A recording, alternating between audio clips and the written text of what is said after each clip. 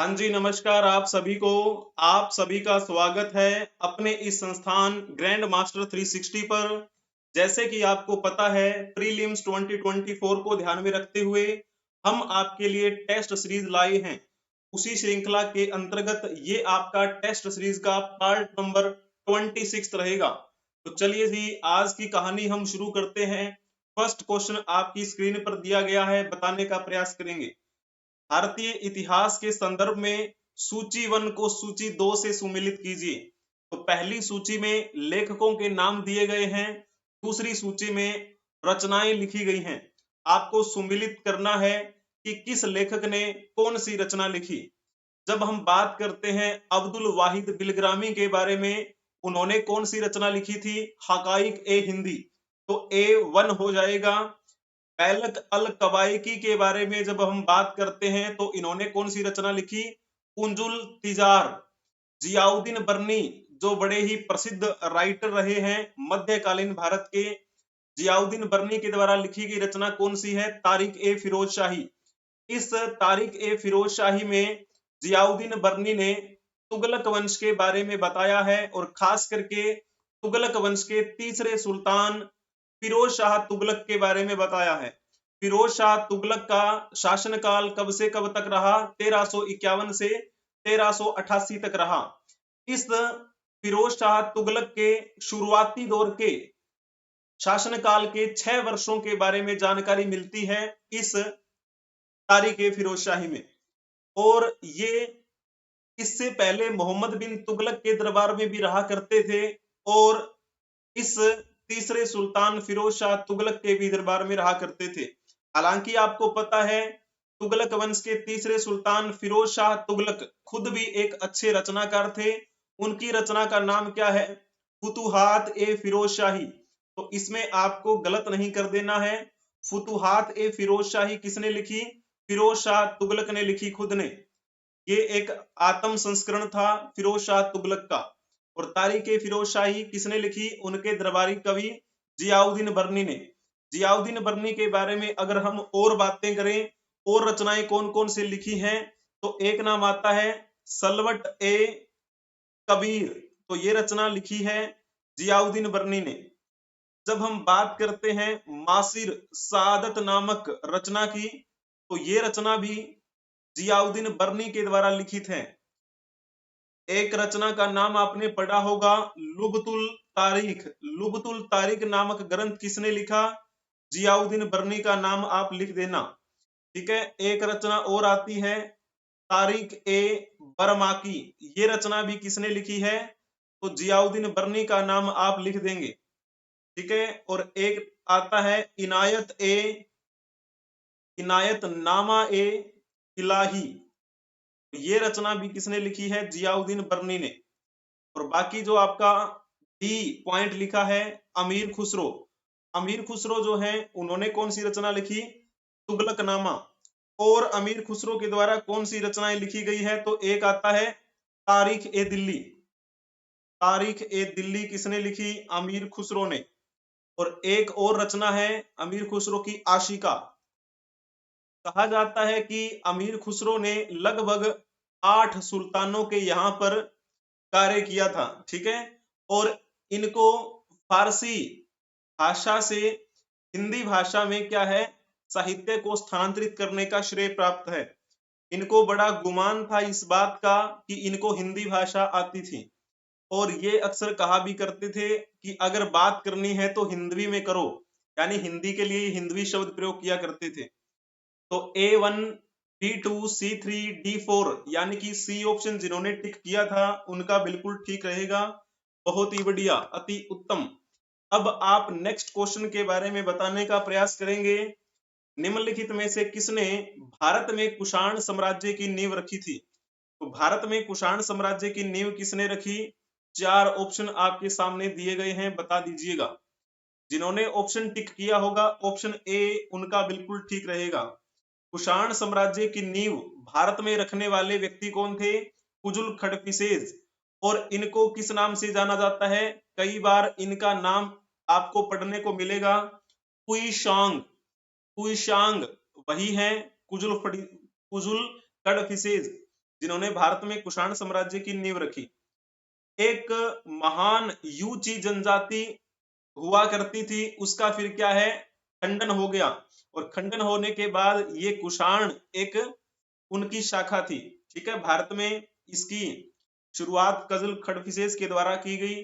और उसके बाद में यहाँ पर कौन बैठे गद्दी पर, तो विम तक्षम का शासनकाल रहा कुछ टाइम तक, और उसके बाद में विम कडफिसेस का टाइम पीरियड रहा। इस कुषाण वंश की जब हम बात करते हैं, टोटल 15 ईस्वी से लेकर लगभग 151 ईस्वी तक शासनकाल रहा कुषाण वंशी राजाओं का। कुषाण वंशी राजाओं में सबसे शक्तिशाली राजा कौन थे, तो नाम आता है सम्राट अशोक का। सम्राट अशोक के बारे में कहा जाता है कि इनका राज्याभिषेक 78 ईस्वी में ही हुआ था, और 78 ईस्वी में ही क्या हुआ, इन्होंने शक संवत की शुरुआत की, शक संवत, और इसी शक संवत को हमारे भारत के राष्ट्रीय संवत के रूप में स्वीकार किया गया है। ठीक है, 78 ईस्वी में ही राज्याभिषेक हुआ, 78 ईस्वी में ही शक संवत की शुरुआत की, और 78 ईस्वी में ही सम्राट, सॉरी अशोक नहीं लिखना है गलती से, चलो कोई ना, इसको मिस्टेक कर देते हैं, सॉरी सम्राट कनिष्क लिखिएगा जरा, सम्राट कनिष्क, ठीक है ना। सम्राट कनिष्क के सानिध्य में 78 ईस्वी में ही चतुर्थ बौद्ध संगीति का आयोजन किया गया, यानी कि फोर्थ बुद्धिस्ट काउंसिल का आयोजन किया गया था 78 ईस्वी में। और इस चतुर्थ बौद्ध संगीति में अध्यक्षता किसने की थी, तो नाम आता है वसुमित्र का। वसुमित्र एक अच्छे बुद्धिज्म के जानकार थे, एक अच्छे राइटर भी थे। ठीक है, और इन्होंने भी क्या है, एक ग्रंथ की रचना की थी, और उस ग्रंथ का नाम क्या था, महाविभाष सूत्र। महाविभाष सूत्र की रचना किसने की, वसुमित्र का नाम आता है। जब हम बात करते हैं इस चतुर्थ बौद्ध संगीति में उपाध्यक्ष कौन बने थे, तो फिर नाम आता है अशव घोष। अशव घोष जो है वो भी एक अच्छे विद्वान थे, बुद्धिज्म के एक अच्छे राइटर भी थे। इनके द्वारा दो रचनाएं बड़ी प्रसिद्ध हैं, एक का नाम आता है सूत्रालंकार, सूत्रालंकार, और इनकी दूसरी रचना जो है उसको हम कहते हैं बुद्ध चरितम। बुद्ध प्लस में चरितम, इसका संधि विच्छेद करेंगे तो ये हो जाएगा ना बुद्ध चरितम, यानी कि बुद्ध के चरित्र का वर्णन किया गया है इसमें। तो इस बुद्ध चरितम को बौद्धों की रामायण के नाम से जाना जाता है। ठीक है, सम्राट कनिष्क इस वंश के सबसे शक्तिशाली राजा थे। कई बार आपसे अगर ऐसा पूछ लिया जाए कि आप ये बताइए कि किस वंश के राजाओं ने अपने आप को देवता तुल्य माना, यानी कि देवपुत्र या फिर देवताओं के पुत्र की उपाधि दी, ठीक है, तो वो कुषाण वंशी राजा ही थे जिन्होंने अपने आप को देवतुल्य माना था। ठीक है, इस प्रकार आपको ये बात ध्यान में रखनी है, इसमें किसी प्रकार की कोई भी गलती नहीं होनी चाहिए। सम्राट कनिष्क को द्वितीय अशोक के नाम से जाना जाता है, यानी कि दूसरे अशोक थे ये, इतने शक्तिशाली। कुषाण वंश के राजाओं के समय में ही प्रसिद्ध रेशम मार्ग की शुरुआत की गई, और वो जो रेशम मार्ग था वो इन्हीं के नियंत्रण में था। ठीक है ना, तो इस प्रकार आपको ये पॉइंट भी ध्यान में रखना है। अब आप चलिए नेक्स्ट क्वेश्चन को बताने का प्रयास करेंगे। सूची 1 को सूची 2 से सुमिलित करना है और सही उत्तर का चयन करना है। इसमें से सही उत्तर कौन सा रहेगा, जल्दी से बताने का प्रयास करेंगे। इसमें सती प्रथा का उन्मूलन, इसको देखो, सती प्रथा का उन्मूलन किसके समय में किया गया था, तो ये बात बिल्कुल ठीक लिखी हुई है, लॉर्ड विलियम बेंटिक के समय की बात है। जब हम लॉर्ड विलियम बेंटिक की बात कर रहे होते हैं, इसका टाइम पीरियड कब से कब तक रहा, 1828 से 1835। इसी विलियम बेंटिक के समय में राजा राम मोहन राय के प्रयासों से 1829 में सती प्रथा का उन्मूलन किया गया। ठीक है, तो ये पॉइंट आपका ठीक हुआ। दूसरा, आंग्ल सिख युद्ध की जब हम बात करते हैं, द्वितीय आंग्ल सिख युद्ध किसके समय की बात है, तो ये बात है डलहौजी के समय की बात है। डलहौजी का टाइम पीरियड कब से कब तक रहा, 1848 से 1856 तक का रहा डलहौजी का टाइम पीरियड। इसी के समय में दूसरा आंग्ल सिख युद्ध हुआ था, 1845 सॉरी 1848-49 की बात है ये। आपको पता है सिखों के अंग्रेजों के साथ 2 युद्ध हुए थे, प्रथम आंग्ल सिख युद्ध और द्वितीय आंग्ल सिख युद्ध। प्रथम आंग्ल सिख युद्ध 1845-46 में हुआ, द्वितीय आंग्ल सिख युद्ध 1848-49 में हुआ, जब यहाँ पर ब्रिटिश अधिकारी डलहौजी था। डलहौजी के बारे में तो आपको पता ही है, इसी डलहौजी को भारत में रेलवे की शुरुआत करने का श्रेय जाता है। यही है वो डलहौजी जो हड़प नीति लेकर आया था, जिसके तहत इसने कई भारतीय राज्यों को हड़प लिया और अपने साम्राज्य में मिला लिया था। ठीक है, गुड डिस्पैच 1854 में, वो भी डलहौजी के समय की बात है। 1853 में बॉम्बे से ठाणे जोड़ने वाली पहली रेलवे लाइन बिछाई गई। पीडब्ल्यूडी डिपार्टमेंट की स्थापना भी डलहौजी के समय में ही की गई थी। तो ये पॉइंट बिल्कुल ठीक है। जब हम बात करते हैं तृतीय मराठा युद्ध के बारे में, मराठाओं के अंग्रेजों के साथ टोटल 3 युद्ध हुए थे, प्रथम, द्वितीय और तृतीय। तो जब हम इसकी बात कर रहे होते हैं तो ये किसके समय की बात है? हेस्टिंग्स के समय की बात है। तृतीय आंग्ल मराठा युद्ध कब हुआ था? तो ये लिखना है आपको 1817 से लेकर 1819 तक चला। इसमें अंग्रेजों के द्वारा पेशवा पद को हमेशा के लिए समाप्त कर दिया गया। और उस समय पेशवा कौन थे? तो नाम आता है बाजीराव द्वितीय। बाजीराव द्वितीय को अंग्रेजों ने कहां भेज दिया? बिठूर में, और कहा कि आपको पेंशन मिलती रहेगी। और अंग्रेजों ने इस लड़ाई में जीत हासिल करते हुए पेशवा पद को हमेशा के लिए समाप्त कर दिया गया। ठीक है, समाप्त जब कर दिया तो पेशवा पद ही नहीं रहा और मराठा साम्राज्य का अस्तित्व समाप्त हो गया। इस तृतीय आंग्ल मराठा युद्ध के बाद मराठा साम्राज्य का अंत हो गया। मराठा साम्राज्य की नींव किसने रखी थी? छत्रपति वीर शिवाजी महाराज ने रखी थी, है ना। तो ये आपको पॉइंट ध्यान में रखना है। जब हम तृतीय आंग्ल मराठा युद्ध की बात करते हैं तो ये लॉर्ड हेस्टिंग्स के समय की बात है। और ये लॉर्ड हेस्टिंग्स कब से कब तक रहा? 1813 से लेकर 1823 तक रहा था। ठीक है, वॉरेन हेस्टिंग्स नहीं है, ये लॉर्ड हेस्टिंग्स है। ये तो काफी टाइम बाद में आया था। तो एक पॉइंट बच गया है आपका, अमृतसर की संधि। अमृतसर की संधि कब हुई थी? तो आपको पता है ये लॉर्ड मिंटो प्रथम के समय की बात है। ये संधि 1809 में हुई, महाराजा रणजीत सिंह के बीच में। ठीक है ना, महाराजा रणजीत सिंह सिखों की तरफ से नेतृत्व कर रहे थे। ये संधि सिखों की और अंग्रेजों की थी।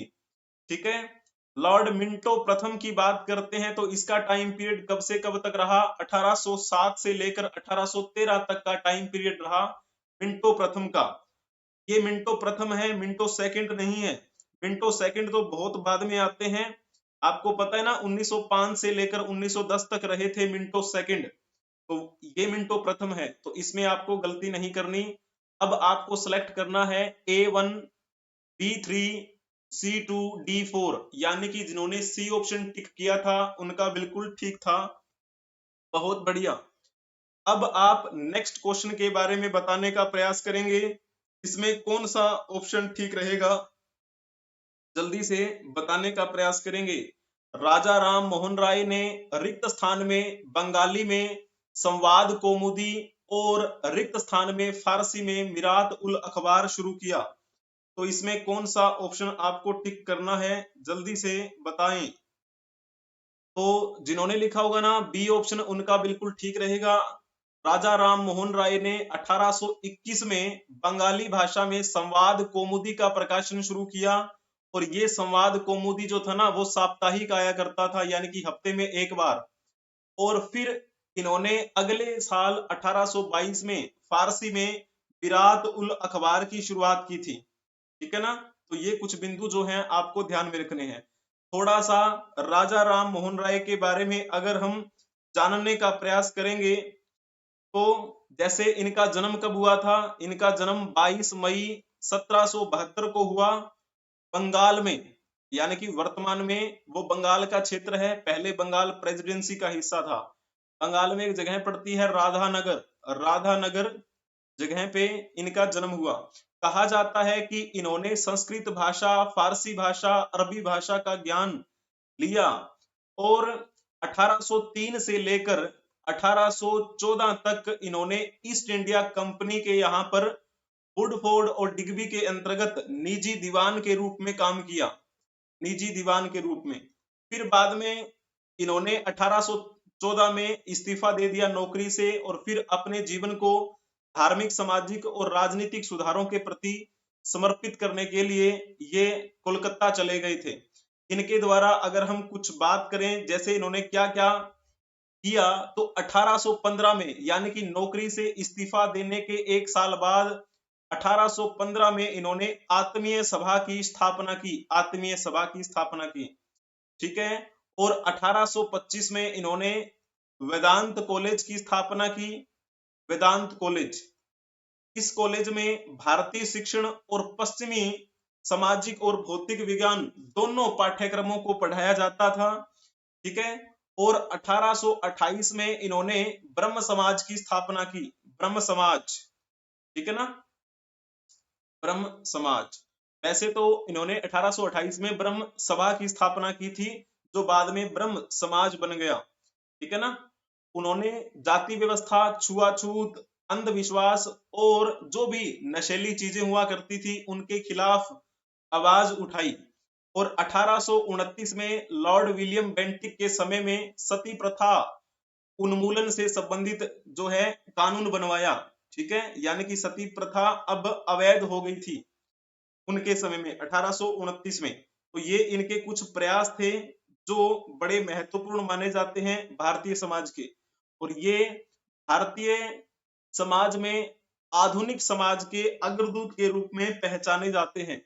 1830 में ये चले गए थे इंग्लैंड, और इनको राजा की उपाधि किसने दी थी, तो राजा की उपाधि दी थी अकबर सेकंड ने, मुगलों के शासक अकबर सेकंड ने इनको राजा की उपाधि दी, ठीक है। और फिर ये इंग्लैंड में चले गए, वहां पर इन्होंने मुगलों के शासक अकबर सेकंड की जो बात रखी थी कि उनकी जो पेंशन कम है वो थोड़ी बढ़ाई जाए, ठीक है ना, ऐसा अकबर सेकंड ने कहा था। तो फिर 1833 में इनकी मृत्यु हुई थी। 1772 से लेकर 1833 का जीवन इनका बड़ा ही महत्वपूर्ण रहा भारतीय समाज के लिए, ठीक है ना। इस प्रकार ये पॉइंट आपको ध्यान में रखना है इससे भी संबंधित। अब नेक्स्ट क्वेश्चन बताने का प्रयास करेंगे। भारतीय राष्ट्रीय कांग्रेस के संदर्भ में सूची 1 को सूची 2 से सुमिलित करने का प्रयास करना है, जल्दी से बताने का प्रयास करें। महात्मा गांधी के बारे में तो जानते ही हैं। महात्मा गांधी ने भारतीय राष्ट्रीय कांग्रेस के अधिवेशन में केवल एक बार ही अध्यक्षता की थी, और वो अध्यक्षता उन्होंने 1924 में की थी। और ये अधिवेशन कहाँ पे हुआ, बेलगाम अधिवेशन। 1924 के बेलगाम अधिवेशन में महात्मा गांधी ने अध्यक्षता की केवल एक बार, ना इससे पहले ना इसके बाद में। फिर जब बात करते हैं सरोजनी नायडू के बारे में, सरोजनी नायडू ने कानपुर अधिवेशन में अध्यक्षता की थी, और ये अधिवेशन 1925 में हुआ था। तो इस अधिवेशन में खास क्या हुआ, तो खास ये हुआ कि पहली बार कोई भारतीय महिला अध्यक्ष बनी हुई है। उससे पहले कोई भी भारतीय महिला भारतीय राष्ट्रीय कांग्रेस की अध्यक्ष नहीं बनी थी। तो पहली भारतीय महिला अध्यक्ष होने का श्रेय सरोजनी नायडू को जाता है। अगर वैसे पूछ लिया जाए कि पहली भारतीय महिला अध्यक्ष कौन थी, तो इन्हीं का नाम आएगा। लेकिन सिंपल पूछा जाए कि भारतीय नहीं, सिंपल पूछा जाए पहली महिला अध्यक्ष भारतीय राष्ट्रीय कांग्रेस की, तो नाम आता है सरोजनी नायडू, क्या बोलते हैं उनका नाम, एनी बेसेंट। एनी बेसेंट ने सबसे पहले अध्यक्षता की एक महिला होते हुए 1917 के कोलकाता अधिवेशन में। पहली महिला अध्यक्ष एनी बेसेंट थी, पहली भारतीय महिला अध्यक्ष सरोजनी नायडू, ठीक है। इस प्रकार आपको ये बिंदु ध्यान में रखने हैं। जब हम बात कर रहे होते हैं डॉक्टर राजेंद्र प्रसाद के बारे में, उन्होंने 1900 ये बम्बई के अधिवेशन में अध्यक्षता की थी, और ये बम्बई का अधिवेशन कहाँ पे हुआ था, तो ये लगभग बात है 1934 के आसपास की बात है, शायद 1934 के आसपास बम्बई अधिवेशन में भारतीय राष्ट्रीय कांग्रेस के अधिवेशन की अध्यक्षता डॉक्टर राजेंद्र प्रसाद ने की। और आपको पता है इनको क्या बोला जाता है, बिहार के लाल, बिहार में जन्मे थे। यही हमारे गणतंत्र भारत के पहले राष्ट्रपति बने। अबुल अब्दुल कलाम आजाद की जब हम बात करते हैं, इन्होंने रामगढ़ अधिवेशन में अध्यक्षता की थी और ये रामगढ़ का अधिवेशन 1940 में हुआ था। तो अब जब बात करते हैं कौन सा ऑप्शन ठीक रहेगा, A3, B2, C1, D4, यानी कि जिन्होंने थर्ड ऑप्शन टिक किया है उनका बिल्कुल ठीक रहेगा। बहुत ही बढ़िया, अति उत्तम। अब आप नेक्स्ट क्वेश्चन बताने का प्रयास करेंगे। अस्पृश्य समुदाय के लोगों को लक्षित कर प्रथम मासिक विटाल विध्वंसक किसके द्वारा प्रकाशित की गई थी? तो इसमें से कौन सा ऑप्शन टिक करना है आपको, जल्दी से बताने का प्रयास करेंगे। जिन्होंने बी ऑप्शन टिक किया होगा, गोपाल बाबा वलंगकर, उनका बिल्कुल ठीक रहेगा। अस्पृश्य समुदाय के लोगों को लक्षित करते हुए प्रथम मासिक पत्रिका जिसका नाम था विटाल विध्वंसक, तो ये पुस्तिका प्रकाशित किसने की थी? तो नाम आता है गोपाल बाबा वलंगकर। वैसे अगर देखा जाए विटाल विध्वंसक का शाब्दिक अर्थ क्या होता है, तो इसका मतलब होता है ब्राह्मणिक प्रदूषण का विध्वंसक, यानी कि जो ब्राह्मणवाद है उसका विनाश कर देना, ठीक है ना, विध्वंसक। ये आपका यूपीएससी में पूछा गया था क्वेश्चन, डिस्ट्रॉयर ऑफ ब्राह्मणिकल और सिरोमोनियल पॉल्यूशन आप इसे कह सकते हैं। गोपाल बाबा वलंगकर की बात करें तो 1840 में इनका जन्म हुआ। 1900 तक इन्होंने अपना जीवन इस धरती पर जिया और समाज सुधारक थे ये। इनका जन्म महाराष्ट्र में हुआ और ये महाराष्ट्र में महार जाति है, उस महार जाति में जन्मे थे, ठीक है। और किसके समकालीन थे? तो जब आप बात कर रहे होते हैं ज्योतिबा राव फुले, ज्योतिबा राव फुले के समकालीन थे ये, ज्योतिबा राव फुले, ठीक है ना। जो भी लोग थे, वंचित लोग, जिनसे भेदभाव किया जाता था बाकी समुदाय के द्वारा, तो उन वंचित लोगों का इन्होंने हमेशा साथ दिया, यानी कि अछूत लोगों के उद्धार के लिए इन्होंने महत्वपूर्ण कार्य किए। तो ये विटाल विध्वंसक नामक मासिक पत्रिका इन्होंने शुरू की थी, ठीक है, उनको ध्यान में रखते हुए। अब आप नेक्स्ट बताने का प्रयास करेंगे। भारतीय इतिहास के संदर्भ में सूची 1 को सूची 2 से सुमिलित करने का प्रयास करेंगे, कौन सा ठीक रहेगा। तो सूची 1 में लेखकों के नाम लिखे हुए हैं, सूची 2 में रचनाएं लिखी हुई हैं, जल्दी से बताएं। तहजीबुल अखलाक, तहजीबुल अखलाक ने कौन सी रचना लिखी?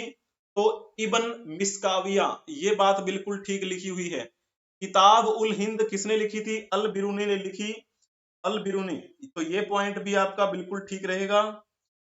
किताब उल हिंद यानी कि हिंद का आईना, तो उस समय इस पुस्तक में भारत के यानी कि तत्कालीन भारत के सामाजिक पहलुओं के बारे में बताया है, राजनीतिक पहलुओं के बारे में बताया है अल बिरूनी ने।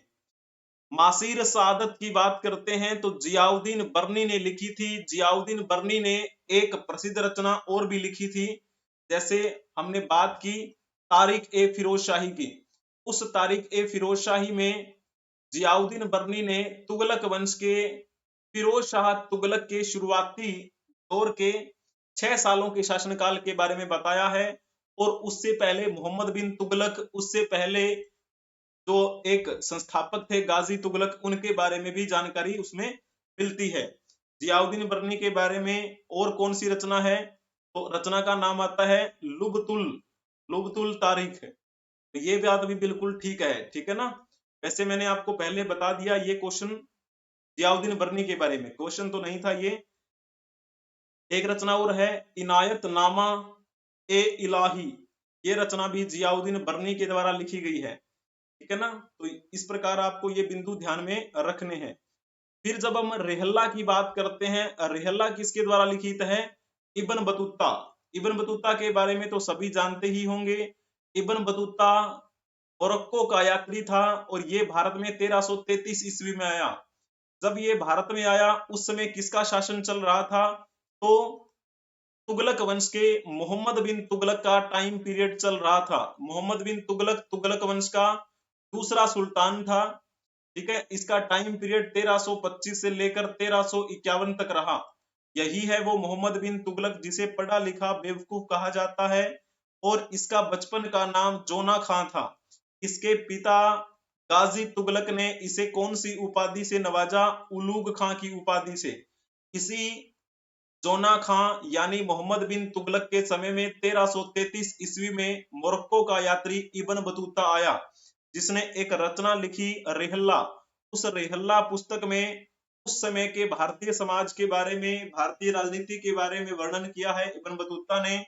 और सती प्रथा के बारे में भी बताया है कि किस प्रकार से सती प्रथा कुरीति बनकर उस समाज में फैली हुई थी।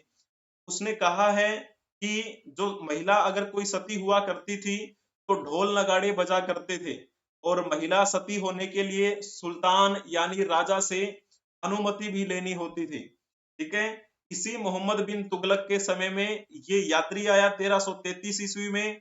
इसी मोहम्मद बिन तुगलक के समय में 1336 में हरिहर और बुक्का ने संगम वंश की स्थापना करते हुए विजयनगर साम्राज्य की नींव रखी।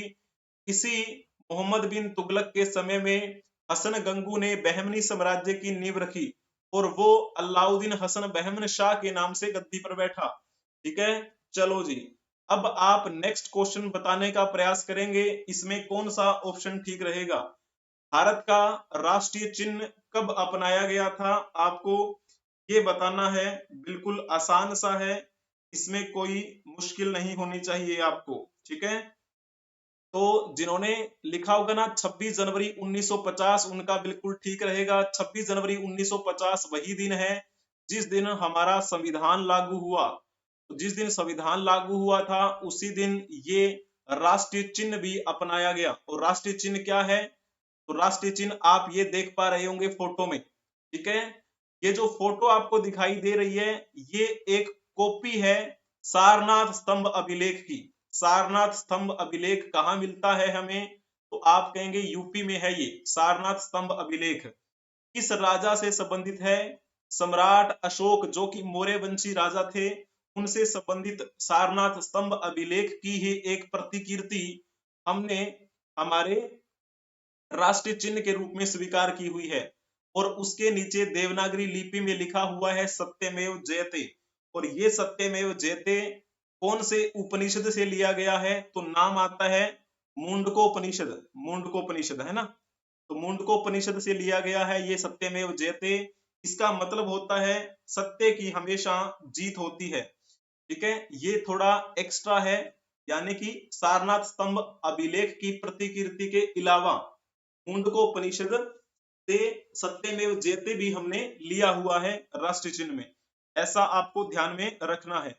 जैसे हम बात करें टोटल कितने शेर हैं, ये 4 शेर हैं, लेकिन हमें दिखाई कितने देते हैं? 3 शेर दिखाई देते हैं, क्योंकि गोलाकार आकृति की वजह से किसी भी दिशा से देखने के बाद एक शेर दिखाई नहीं देता है। चाहे आप इस साइड से देखेंगे, ठीक है, चाहे आप इस साइड से देखें, चाहे बैक साइड से देखें, चाहे फ्रंट साइड से देखें, आपको एक शेर दिखाई नहीं देगा, यानी आपको 3 ही शेर दिखाई देंगे। ठीक है, अगर आपने ध्यान दिया है तो अशोक स्तंभ के नीचे एक सांड और एक घोड़े की यहाँ पर आपको आकृति दिखाई दे रही है, और इन दो आकृतियों के बीच में एक अशोक चक्र भी है।